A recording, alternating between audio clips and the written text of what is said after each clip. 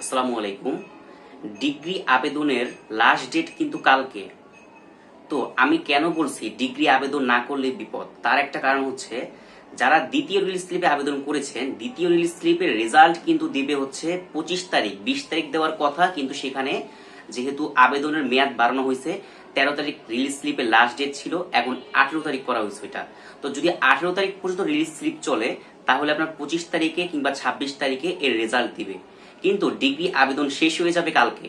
তো এই কারণে যারা রিলিজ স্লিপে আবেদন করেছেন তারা কিন্তু এখনো নিশ্চিত না যে আপনি রিলিজ স্লিপে অনার্সে চান্স পাবেন। তো এই কারণে সতর্কতামূলক আপনাকে অবশ্যই ডিগ্রি আবেদনটা করে রাখা দরকার, ঠিক আছে? তো এই কারণে যারা ডিগ্রি আবেদন এখনো করেন নাই তারা দ্রুত ডিগ্রি আবেদনটা করে ফেলেন। ডিগ্রি আবেদনটা করে তারপরে আপনি মোটামুটি একটা রিল্যাক্সে থাকবেন যে অন্তত অনার্সে চান্স না পেলেও ডিগ্রি নিয়ে পড়তে পারবেন, আপনার একটা বছর গ্যাপ যাবে না, ঠিক আছে? তো এই কারণে আমি আপনাকে এই যে টপিকসটা বলেছি, ডিগ্রি আবেদন না করলেই বিপদ, আসলেই কিন্তু বিপদ। আপনারা ভেবে দেখেন, গভীর চিন্তা ভাবনা করে দেখেন, আসলেই বিপদ, ঠিক আছে? কত দিকে তো কত টাকা নষ্ট করলেন, অ্যাডমিশনে কত টাকা নষ্ট করলেন, ঢাকা বিশ্ববিদ্যালয় বিভিন্ন বিশ্ববিদ্যালয়ে আবেদন করলেন, 700, 800, 1200, 1500 টাকা লাগলো, সেখানে ডিগ্রি আবেদনের জন্য আপনার শুধু 400 টাকা ব্যয় করবেন, 400 টাকা কলেজকে জমা দিবেন, ঠিক আছে? এইটুকুই তো খরচ। তো ডিগ্রি আবেদনটা করে রাখেন, ঠিক আছে? এখন মেইন কথায় আসি, যারা ডিগ্রি আবেদন এখন করতে পারতেছে না, যাদের সার্ভার ডাউন, আসলেই সার্ভার ডাউন, কিন্তু আমার সার্ভার একদম ফ্রি।